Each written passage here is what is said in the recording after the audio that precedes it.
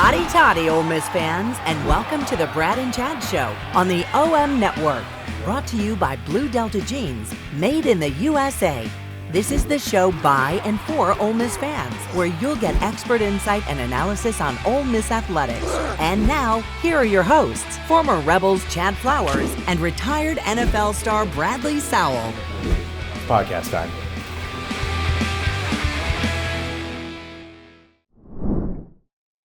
Brad and Chad Show brought to you by Blue Delta Jeans. We are near the end of March. Bradley Sowell, how are you today, man? I'm good, man. It's Crumble Monday. You know, crumble cookies come out on Monday. That's my new thing down here, man. We've got this freaking place called Crumble Cookies. I know people know about it, but yeah, every Monday that's your pick me up, right? You get to try the new flavor. So that's all I'm up to this week. I see your New Year's resolution's going well. So what is what's the flavor of the flavor du jour? I guess is the way I'll say. I mean, well, today you got s'mores. You got we're gonna need some money from Crumble before we start pressing their stuff. But sure. You got s'mores, you got snickerdoodle cupcake, and macadamia chocolate or whatever. Sorry, macadamia nut or something like that. So that's decent. I try one bite of each, and that's it. And I throw them away. I'm sorry. You take one bite of a cookie and then you throw it away. That's right. That's what you got to do. But that's that way you don't overdo it. All right. So for everybody else listening, this is what you call disposable income. So if you're able to buy, and these cookies are not cheap, by the way. I think they're like $5 or $6 a piece I'm assuming you're buying, they come out with 6 flavors every week, right? That's the menu. And so you're talking about 24, maybe, $24 ish for a box of cookies. And so you're telling me that you take a bite and then the rest of the cookie is just thrown away? Yes, Chad. And well, here's you get to realize I have a house of 6, so we have to get the party box. So it's much more than $5 a box. So we take a bite. Now the kids don't take a bite. I take a bite and I throw it away. My cookie away. Okay. So that's I guess that's a little bit better. It's still, I'm still shocked and appalled at the fact that you're just wasting food like this, but especially a cookie, cookies are delicious and now you're just throwing them away. Are cookies considered food is the question, because I mean, it's like a pile of sugar and butter. It's energy, right? You know what I mean? Fruit's nothing but sugar too, right? Yeah, I guess. But a cookie I don't really consider a cookie food, If you're listening and you're not watching it, it's just stunned silence at the moment. Nothing's wrong with your audio. I just don't know how to respond to the fact that we're dealing with this conversation. So yeah, I don't know what's going on right now. You're just throwing away cookies and you take a bite and throw it away. Okay, do you at least drink a glass of milk with said cookies? No, that's adding too many calories to the mix. I will go with water. I would like to be with some milk, but it could be some depressed eating by our baseball start too, right? Like, I mean, I'm sitting on fully booked hotel rooms in Omaha. Are they non-refundable? Because if they are, then that's at least 2 boxes of crumble cookies right there that you're not going to be able to buy. Yeah, so I'm sitting here on all this. I had all my Omaha booked, and I'm going to have to eat cookies to get over my sorrows. But you can still go to Omaha. You just probably won't be watching the Rebels after the sweeping of the Rebels again by Florida. I guess the good thing was the bats were much better. Florida was ranked number 3 in the country, but the bats came alive. They played a lot better, but. And I know everybody's down, wondering if it's a hangover.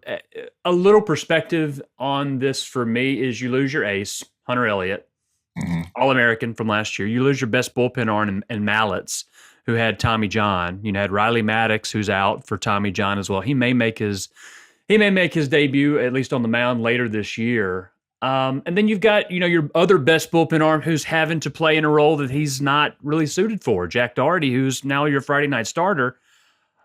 It's disappointing because obviously you want to see a repeat situation or at least a competitive start to the season, at least in the conference. But what are you supposed to do, right? You're relying on freshmen in the bullpen. You've got, these injuries that we're talking about. At least the bat showed up, I guess, is the silver lining that I will come up with for the weekend. Yeah, I mean, listen, it's almost like that thing where I'm not even mad about this start. You know what I mean? Yeah. Like in my head, I'm like, you know what? We won the national title. And I said it in the podcast before we started the SEC series. I believed it, but I was scared to admit it in my head. You know what I mean? And I said it. I just did not.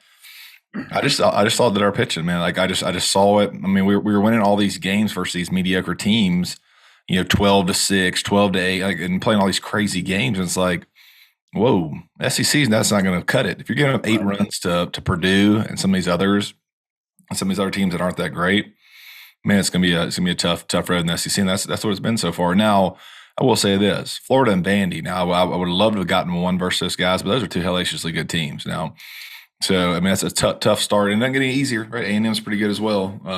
So it's just, yeah, we're just not used to getting swept like that. But we're not. It's not like we got swept by some bad teams either. So it's one of those things where we got to get on it quick.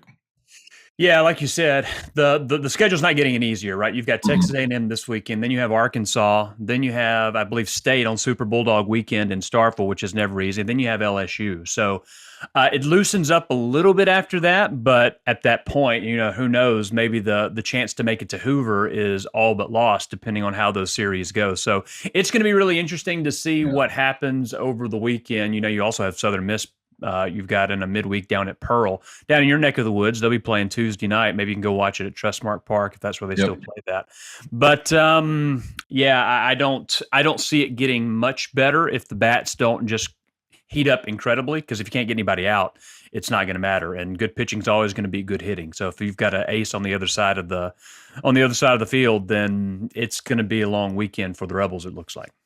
Yeah, what I would like to see, man, I would like to just see is, obviously it's an 0-6 start. You can't take that back. But what I would like to see is let's just go out there and let's just win some series, right? Like, let's just start one at a time. The season's not lost, right? No, it's not lost at all. Let's just go win some series, gut it out.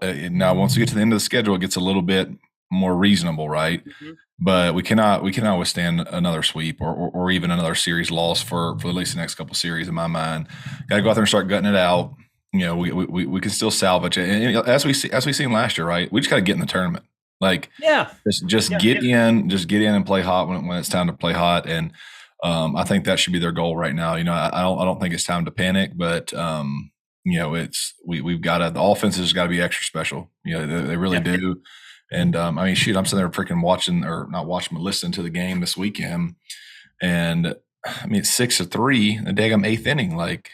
Most of the time you turn that off thinking, hey, we're good, but look up and it's freaking 9-something. It's just like, man, that's just tough sledding right there. Yeah, that first game, they played a doubleheader on Saturday. That first game, that was one that you kind of had to win, I feel like, because of the past weekend you had in Nashville against Vanderbilt. Yep. And kind of getting over that mental hurdle, right? Hey, we've been slumping. Is this really how it's going to be? Can we do this with the pitching issues that we've been having? And, I mentioned Doherty has not pitched well. He actually did pitch well on Saturday. And, the bullpen spit the bit, right? Mason Nichols wasn't able to get it done. He's been great up until, that point where we couldn't find the strike zone. Yeah. And that is something that you cannot do in these types of games. Yeah, no, I agree, man. It sucks. It sucks to see, but it's just like, shoot. You look at Mississippi State's even they're coming off a 2-year national championship hangover, and it's maybe worse down there. And you look at what we're losing after this year. I mean, it's sitting like it's some inexperienced team. Now, if you look at the pitching is right, which is a tough spot, but look at that lineup. We're not returning many people that are in our start lineup right now. They're gone. So this could get out of hand quick if we don't figure something out. So it's gonna be a little. We better battle back here and enjoy this while we got this lineup.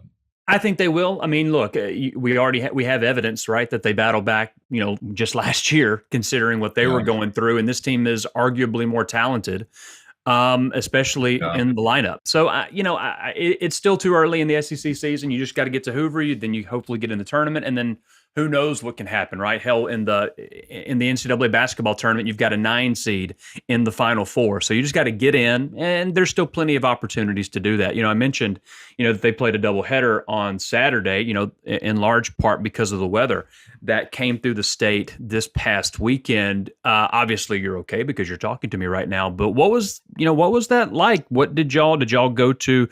A storm shelter, or did y'all get into the bathtubs? Did it ever get that bad where y'all are? No, it did not. Not here in Madison. It didn't get that bad. I mean, it was definitely some bad weather. I think there's other parts of Mississippi that were way more affected than us. I know we had a little girl on our softball team on the one in Oxford we played with that they couldn't even make it to the game on Saturday. I think their whole little town was messed up or pretty wrecked. So yeah, it was not. Man, it was not fun. Definitely, and I'll tell you what, it was. You can tell. It was very serious when I had people from all over the U.S. texting me, right? Yeah. So like I said, it became a national, national headlines. And if you look at the images and some of the videos, it's just, man, it's really freaking surreal to see, some of the damage. So, yeah, that's been tough. It really has.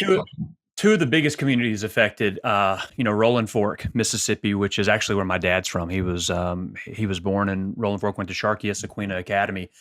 Small town, 1,900 people. It's basically wiped off the map, right? Mm-hmm. Little town in the Delta. The images that I saw, there was a video on Twitter surfacing where, like a 2-minute video, just kind of going through, and the devastation that tornado caused was, you couldn't even recognize the town anymore. I was talking to my dad about it, and he's like, "Man, I don't even know where the footage was." Right, the footage that I was watching, I don't even know what part of town they were showing it in because I couldn't recognize anything after you see all the damage that was done. So that was what. And then the other community up in Monroe County, Amory, Mississippi. If you're familiar with Mitch Moreland, who played at Mississippi State in the Major League.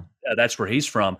I saw aerial shots of their football field and baseball field, just debris everywhere. And it's tragic. Obviously, there were, at least 23 people lost their lives. Obviously, tragedy for the families, but also the businesses that are affected by this.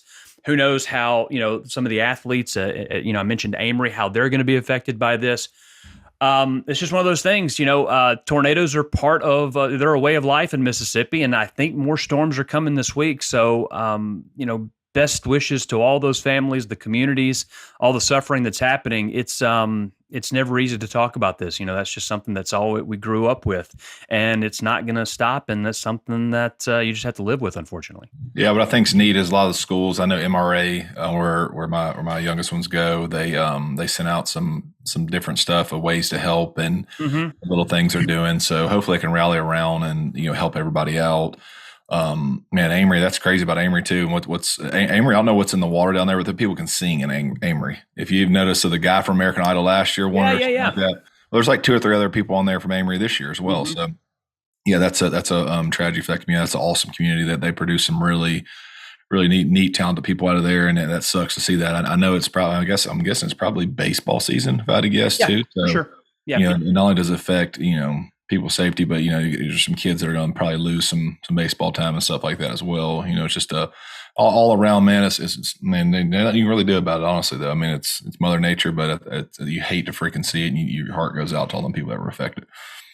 Yeah, so like I mentioned, our best wishes to those communities, the ones that lost loved ones and all of that. That is, that's just that's very tough to hear.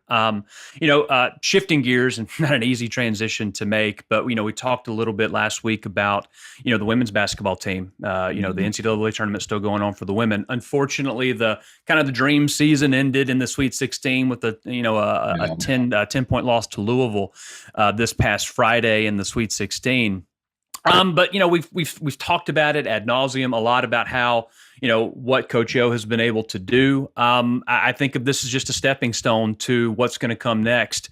Continue bringing in transfers. This is a right program to bring in transfers because now you can show that this is where we can win, right? You can win in Oxford, especially in women's basketball. So, you would think that Coach O is going to be able to restock and continue to keep building what she's building.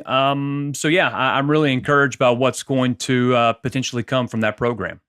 Yeah, I'm watch that game, watch every minute of that game. Louisville was just really, they had that Robinson girl was really impressive, and the Van Lith girl was.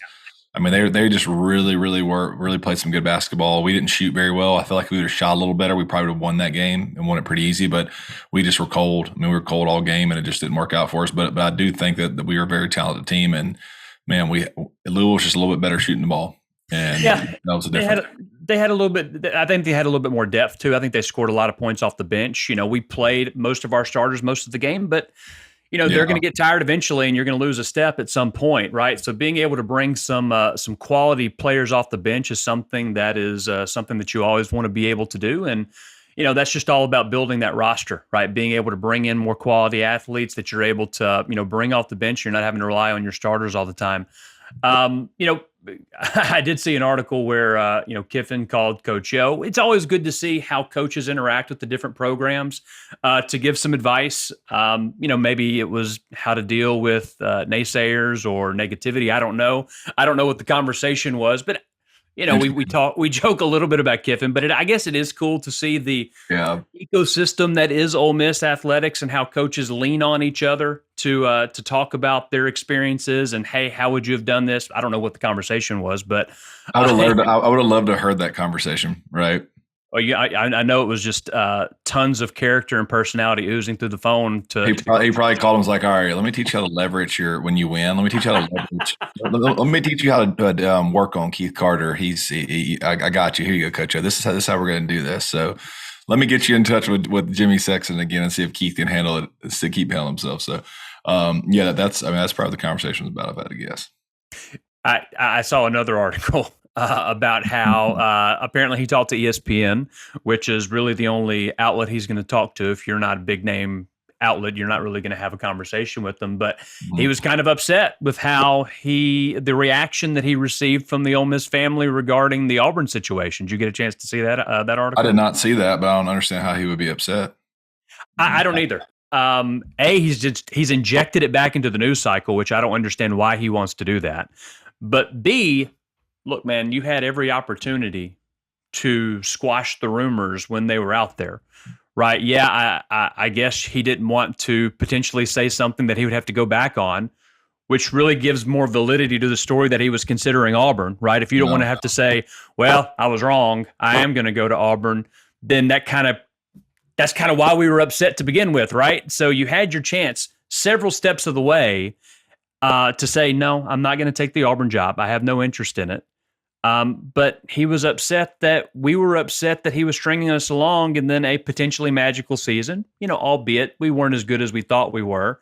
Kind of went down in flames, losing 5 of the last 6. 1-5 finish. Probably less time talking, more focusing on Alabama, going to Alabama and Athens this next year. It's going to be another interesting year, another tough challenge. So, I don't know why he would even go. I didn't even see the article. I don't even care to see it, honestly. Yeah, it was just weird timing, right? For someone that's complaining about how they were perceived by a fan base, we're focused on spring football now, and to re-inject that into, the talking points, I just thought it was weird timing, right? He's the one that brought it back up, or at least ESPN did. So if he's gonna bring it up, we have every right to bring it up too. So yeah. We've talked about it ad nauseum about how we feel about it. It's just kind of silly to have that article come out at this time. Yeah, well, hopefully with him signing, he's all in now, and we're past all that. I'd hate to keep harping on that. I mean, if it happens again this year, don't color me shocked. But hopefully he's here and we're focusing on Ole Miss now. I'm ready to go. Yeah, and spring practices. We're deep in the middle of spring practice now. I'm seeing some of the reports on the quarterback battle. Walker Howard may be that dude. I've been saying that, dude. Like I'm telling you, dude. Like, watch him a little bit. He looks like Corral. I mean, the way he athletically moves and throws. Just in his drop, right? When I look at a quarterback, you look at their drop and how they use their body mechanics and stuff. That says a lot, and he reminds me a lot of Corral. Corral was really athletic with the way he zipped the ball, like. When he threw it, man, he really threw it with some good zip.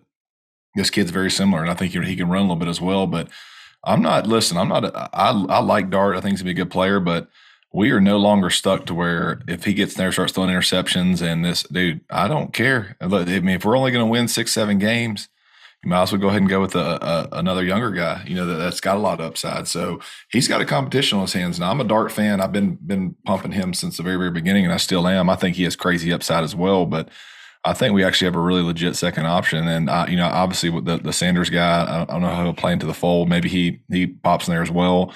But this Howard kid, I think, is going to be special.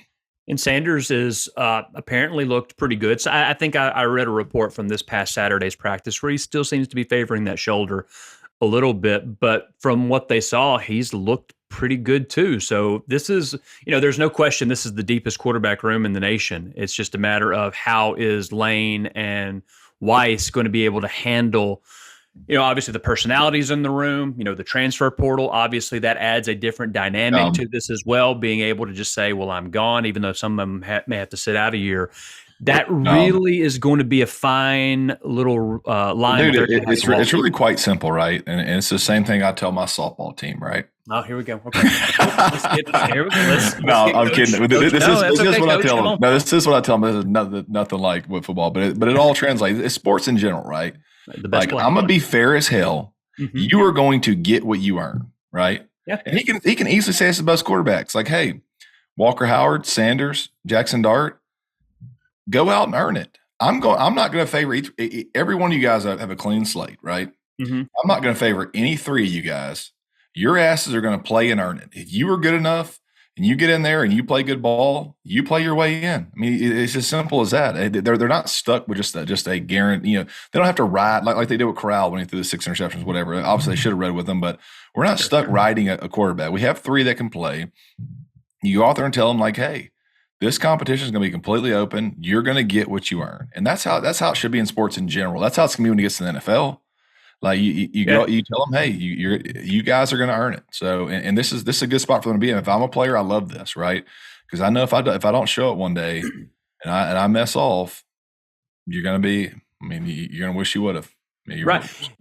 I don't know if you've been reading any of the reports on the defensive side of the ball, but it looks like we're going to be in a base 4-2-5. That's what it sounds like that Pete Golding is going to be running, which is obviously not the 3-down lineman that we've been bitching about for the last few months. It is going to be a 4-down lineman situation. Obviously, you can make it that you can run 3-4 maybe out of that too. But 4-2-5. What are your initial thoughts on that? That's good. It's good. You can insert safeties. You can play 1 high. You can play 2 high. That's pretty much what that's Seattle runs that. A lot of different teams run that. It's a very good base sound defense. Now, the variation will be what he does off of that. What's his sub package? What kind of blitzing does he do? What does he run off that? What's his bread and butter off of that? So, but for the most part, man, when you line up in that, if you can stop the run with a good 4-2-5 with maybe insert safety, you should have some success. I mean, you really should be much better at covering the pass all around. It's a pretty basic defense, but if ran well with the right D lineman, it could be pretty dangerous. Which is one of my fears. Like, hey, does he think that Ole Miss has the same type of D lineman as Alabama? I don't know. We'll see kind of how it all plays out. But I tell you this: Alabama can always rush 4 with 2 linebackers in there and get the job done. So we'll be interested to see if we can as well. I see where Taiwan is, he's been in practice too, which is weird, right? Baseball season's going on. As far as I know, he's still on the baseball team, but having to do double duty practices for both sports, maybe in the same day. I don't know how that would work, or even that's exactly what he's having to do.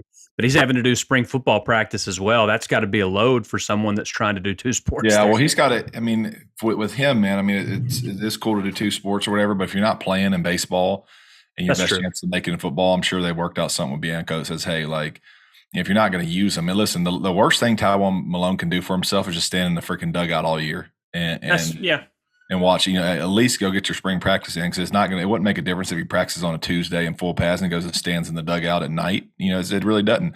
Maybe he gets 1 at bat. I mean, as an athlete, I'm pretty sure he can handle swinging a bat. After practicing all day, one or 2 times. So, yeah, if they're not going to use him, he should be going to football practice, honestly. Now, talking about some of the football players, especially some of the transfers, one name that I saw who had a real standout practice a few days ago was Chris Marshall, the wide receiver, Texas A&M. Mm-hmm. Apparently, all you have to do is get into an offense that can throw the ball, and talent usually is going to start showing up, and it appears that's going to be the case with Marshall. That's what we needed last year, Chris Marshall type. And he's a freakish talent. I mean, his talent's freakish. I mean, the people that text me at A&M that knew him, it had nothing to do with his talent, right? It's like, hey, it sounded like he was a similar to Trigg type deal. Like, hey, I want to come in. He should grow up a little bit. Once he buys in, talent won't be the issue, which brings us to my next point with Trigg. Like, he's killing it again. I mean, everybody that I've talked to, says Trigg looks awesome. So Can he keep carrying that over? I don't know, but if these kids mature and will go all in with their talent, they'll be very happy they did one day when they start getting those direct deposit checks. So hopefully they'll learn quick that all they have to do is do it right for a couple of years and make themselves some money. So talent wise, both those two guys are off the chain. I mean, they really are. Are you a Grove Bowl goer? Is that something that you try to do every year? I mean, obviously you've got the softball situation now, so it'd have to line up with your schedule. But is this? Do you typically watch the spring game? Or yeah, no, I usually try to go to a practice or two if I can, and then I try to go to the Grove Bowl if I'm in town. Typically, it would be like baseball and a Grove Bowl, whatever. But yeah, I like going to the Grove Bowl. I really do. I like going to watch them anytime I can, just to kind of see from. It doesn't matter if we're running. It doesn't matter if we're running whatever offense room we run out. I just like to see the players from just a sheer talent standpoint and see what I think about them. And yeah, I'll definitely try to make it if I can. When I used to live there, I'd always make it. When you were there, you played for obviously Orgeron and Nutt. How did they do spring games? Because I know some coaches, it's more like just an organized, hey, we're going to line up offense and defense. Some teams actually do an actual game. Did both coaches differ, or did they differ from how Lane does it? I'm going to be honest with you. I played in 5 Grove Bowls, and I can't remember one. And I don't know if it's because I got hit in the head too many times or what, but I honestly cannot remember how we did the Grove Bowl. Like I can remember maybe my last one. I do remember we played offense versus defense. Mm-hmm. But other than that, dude, I don't know that I even remember the Grove Bowl. Maybe it's just because that just wasn't that big a part of the year. But shoot, I can't remember the damn Grove Bowls how we did it. Okay. Well, format wise, because here's the thing: I've seen so many different formats over the years. That's too. True. Yeah. It used to be right. You split them up pretty evenly. Yeah, it was a game, like a draft. It was like a decent game, but which I like that. I like that format, but I know they're thought on getting people injured. And there's also like, hey, offense versus defense, where 2 offense usually plays with the 1 defense, and then the 1 offense plays with the 2 defense, or something along the lines of that as well. And or there's typically you just put all the good players on one team, all the second, third teamers on the other one, and you beat the hell out of the other team and make it look fun. So I don't know, but I can't remember. If I had to guess, ours was along the line of just split them up evenly. Did have you been following? Still talking football, but have you been following the Aaron Rodgers situation? What's the latest on now? I was for a little while. I know he was making he says he wasn't making the demands, but I also saw on the McAfee show where Aaron Rodgers had text Schefter, Schefter, to lose my number. Yeah, whatever his name is, to lose my number. So I think that's pretty funny too. So I haven't seen anything today that I'm sure it feels like there's news breaking every day, but it seems like this is still the destination. It's just a matter of the Jets and Packers figuring out who's going to blink first in terms of their demands, right? Yeah. I'm sure that the Packers are wanting the world since everybody knows Rodgers wants out. So now or is it a situation where because of his price and they don't have a lot of flexibility, the Jets can say, this is what we're going to give you and there's nothing else. I mean, the Jets just picked up another 2nd round pick. They traded Elijah Moore, former Ole Miss Rebel. They traded him to Cleveland to pick up a pick.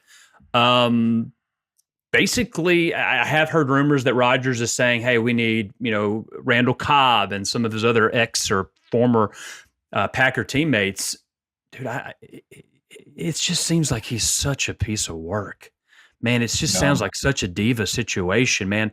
Yeah, he's great, or he has been great, but that's that. The locker room was already in shambles with Zach Wilson, right? They hated him.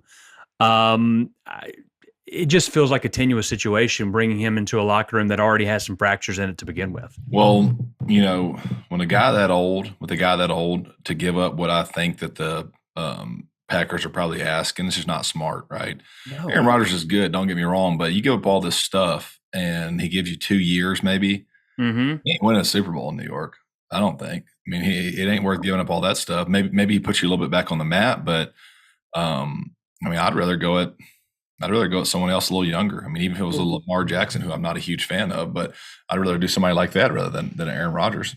Well, I guess the argument comes down to, you mentioned Lamar Jackson, who has requested a trade through himself because he doesn't have an agent. He represents himself.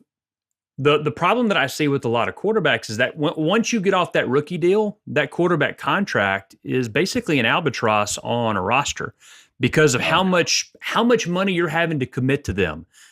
Because it's all guarantees are the name of the game with NFL contracts, right? How much guaranteed money am I going to receive? You're talking $40 million a year for some of these quarterbacks. And, with a salary cap, unlike baseball, it's really hard to be able to piece together a competent roster when you're having to, commit so much money to a guy, to one player, basically, on a 53-man roster.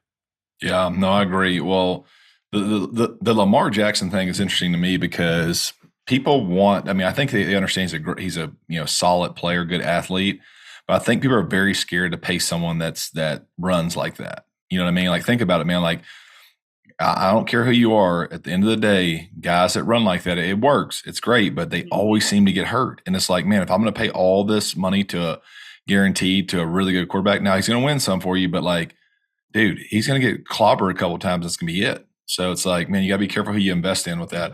On the flip side of that, how the hell does Derek Carr get all that money? Like, what? I mean, who in the world? Right. You're talking about a former MVP in his prime, and he's not getting any type of movement. Now, granted, I think a lot of what's happened is the Deshaun Watson deal with the Browns has really, really screwed over Lamar Jackson, because don't quote me on this, but I think Deshaun Watson's entire contract is guaranteed.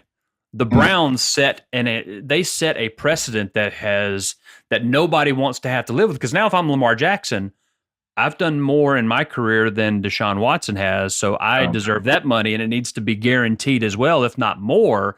And I mean, hell, I can't commit that to one player, right? And so I think that's where the biggest issue is with the Lamar Jackson situation, in terms of him not getting the money that, frankly, he's owed, considering what some of the other quarterbacks in the league are getting.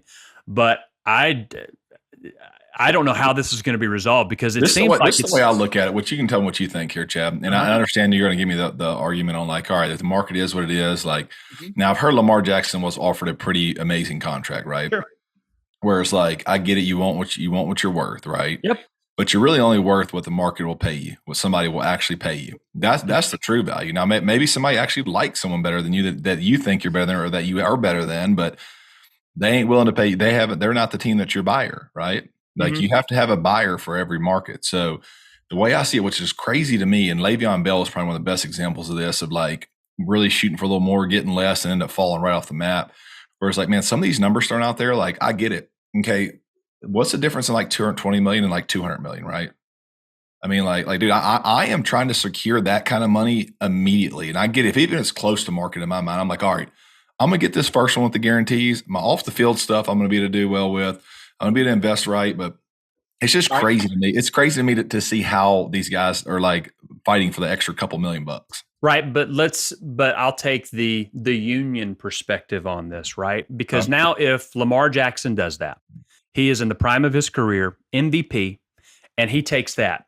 Now, a precedent has been set that now quarterbacks that are maybe not quite as good, now you're setting a cap, and now you are depressing salaries for, if that guy does it, then why can't this guy do it? And then this guy does it, and this guy does it. So yes, in the grand scheme of things, the money, we're talking, several $1 million, obviously, but I think that's a precedent that the union doesn't want to set, because then where does it stop, right? Because then, there's only 32 NFL teams that can pay this type of money.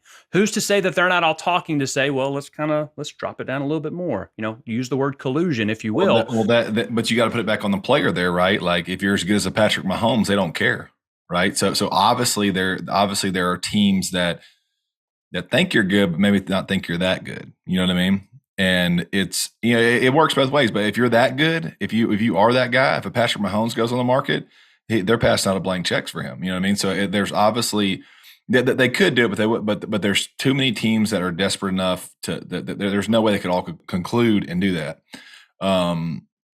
Just based off of, hey, demand. Like, if I want Patrick Mahomes or somebody good, like, they're going to pay for him, right? So I don't know. I mean, but my counter argument is, obviously Lamar Jackson is not as good as Patrick Mahomes. Nobody is.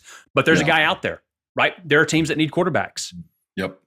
Go get them, right? Like I said, he's won an MVP in the era of Patrick Mahomes. He has won an MVP while Patrick Mahomes has been a starting quarterback in the NFL. There's something to be said for that, and nobody is going to get him. So it's going to be fascinating because I don't know how he goes back into that locker room and plays for. Yeah. I mean, I don't know if the players are necessarily pissed at him, but from a management perspective, how is there any trust there at this point, right? I mean, it seems like that water hole has been completely poisoned and you can't go back. So now what are your options? It's going to be really wild to figure out. Well, it just always kind of falls back. My agent used to tell me like, hey man, like the market, there is a market out there that people perceive as a market, but the market's always only what somebody will actually pay for you. So there's certain guys out there all the time that get grossly overpaid. And you wonder why. And it's just like, hey, that's because there's somebody at the team, whoever's pulling that trigger, actually believes that this guy's worth that and is going to pay him that.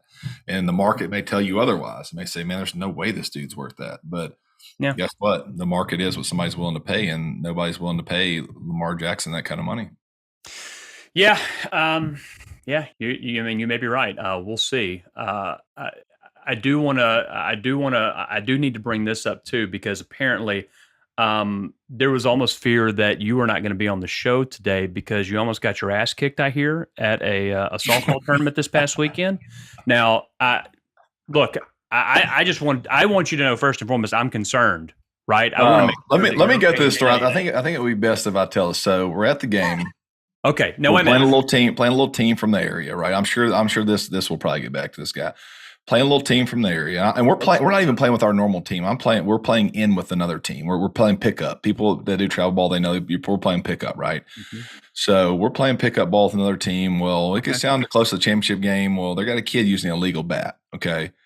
And the way I see it, my kid's a pitcher, and you're using a hot bat. All of a sudden, balls are getting hit hard. When one of them hits my fucking kid, it's a wrap. Like, sure. There's gonna be some real confirmed illegal bat. So I get a little boisterous, probably talk a little too much shit, which I wasn't the main shit talker over there. I said a few things about a legal bat as we're playing. I'm like, man, making some funny comments, making everybody laugh. And I was one of probably 5 or 6 people that were saying stuff. Okay. And so after the game, we won the game, whatever. I'm standing up against the fence. Guy comes walking, a little skinny guy. I don't even know the guy. It's kind of slender, skinny guy.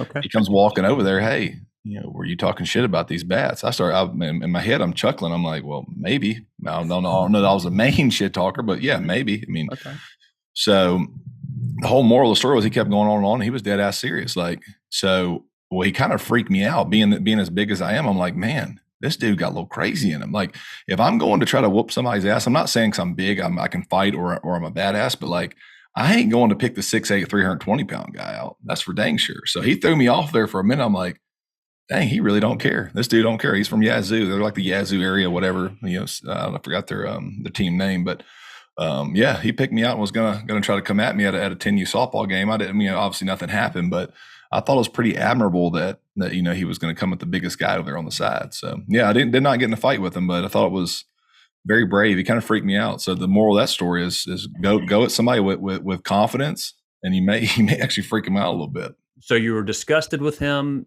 and then all of a sudden you respected the man. That is I was like, that's pretty admirable, man. Like, he didn't care. He was about to pick the biggest dude in the crowd who was talking maybe like at a 1 out of 10, like of all the people talking shit over there, I was like a 4, maybe a 4 on the scale of like talking shit. I said a few comments about the bats, which obviously pissed me off. If my kid would have got hit, then he would have really known who I was, honestly. Like that, just to be real.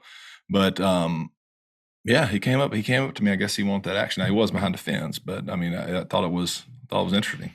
That's in all the skirmishes that I have, that's usually my method of kind of diffuse the situation. I always try to take out the biggest guy in the room. Got a lot of success with that, Bradley. I'll be honest with you. That's a pretty solid tactic that the guy was going with. And if this does find the guy in Yazoo City, I would be more than happy to have you on as a guest, sir, so we can hash this out on the show. We would love to discuss the bat situation. And were they filling them with tennis balls, or here's the thing. I'm sure he just didn't know, because this is Easton Ghost bat. That they are legal in high school, but they're not legal in 10U. Then the other one is legal. I'm sure he didn't know. But then they bad at order a couple times. I'm like, man, these freaking guys are trying to cheat over here. But and what's crazy is I didn't even care, and that's not even our team. I was actually just being a dad for the day. I was getting to sit in the chair. I ate so many hot dogs from the problem with being a ballpark dad. Why I like to coach is I think my hot dog count was like 5 on the day. I mean, we're there all day, right? So you won't eat an entire cookie, but you will eat 5 hot dogs, which are basically just pig intestines and assholes. And so you'll eat 5 of those, no questions asked. But hey, a cookie, I'm going to take a little nibble, throw it away, and we'll be good with it. That's right. I'm just trying to understand the logic. End of the day, though, listen, I was just there as a dad, just having I didn't care if we wanted. I mean, my kids just there playing in with some of their friends.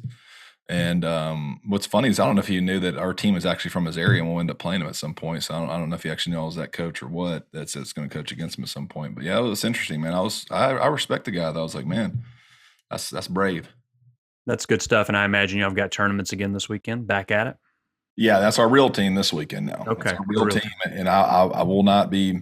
If somebody uses a legal bat, I'm still gonna be boisterous, but I'm probably not gonna be talking crap and having fun like I was this past weekend. I'm probably gonna be a little bit more, coach style, professional. Perfect. All right. Well, yeah. So, Brad and Chad Show brought to you by Blue Delta Jeans. Also, brought to you by Nest and Wild Mattresses, powered by decades of experience and passion for improving your quality of sleep, backed by a 99-night guarantee. They'll help you sleep easy, made locally, Tupelo, Mississippi. You can find them on Amazon or nestandwild.com. We did mention before we leave, we talked a little bit about the situations in some of the Mississippi communities that were affected by the tornadoes. If you want to help out with that, you can always reach out to the Salvation Army, Red Cross, Team Rubicon. They will, I'm sure, accepting donations, whether it's cash or goods. However you want to help, I'm sure those communities would be more than grateful for any assistance you can provide them in this obvious time of need for them. So yeah, our thoughts go out to them. And like I said, please feel free to help, or please help if you can. Those are some communities definitely in need right now. Bradley, I don't have anything else. Anything you've got before we adjourn for our session today? I think we are good, man. See, this is spring football. We got to get up and see some practice so we can, get after it a little bit. I want to get a good detailed report at some point on what I'm seeing with the team. So I always like to do that once or twice a spring. So it'll be fun to see kind of how we're looking, man. I mean, I'm excited about this team. All right, finish off those cookies. You good? No, I'll take a few bites. I just had to stare at them the whole show, So. Okay. All right. Well, I won't interrupt you any longer, my man. We'll talk to you next week. Hotty toddy. See you, Chad. Hotty toddy. Thanks for listening to the Brad and Chad Show. Follow the boys on social media for more content. And don't forget to like and subscribe wherever you listen to podcasts. This has been an OM Network production, brought to you by Blue Delta Jeans, made in the USA.